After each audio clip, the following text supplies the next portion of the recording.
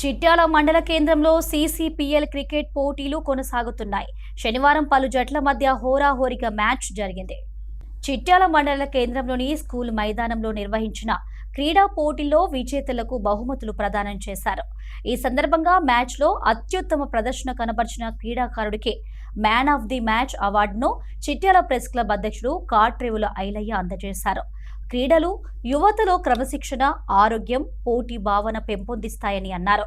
ఈ కార్యక్రమంలో ఉప సర్పంచ్ వెంకటేష్ గౌడ్, రవితేజ, లవన్ బాబు, బండిరాజు, క్రీడాకారులు పాల్గొన్నారు.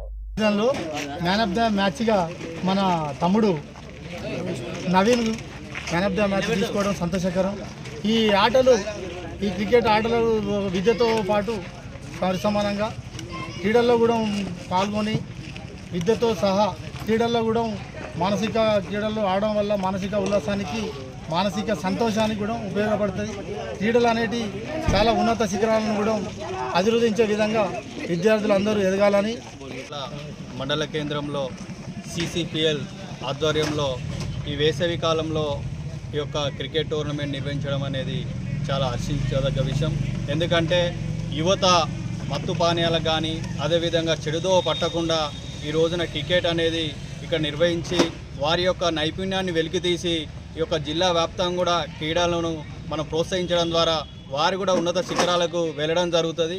ఇలాంటి ఈ సీసీపీఎల్ ఇదే విధంగా ఇంకా కొనసాగించాలని, యువతకు ప్రేరణ కూడా నిలవాలని చెప్పేసి కూడా మేము ఈరోజు కోరడం జరుగుతుంది.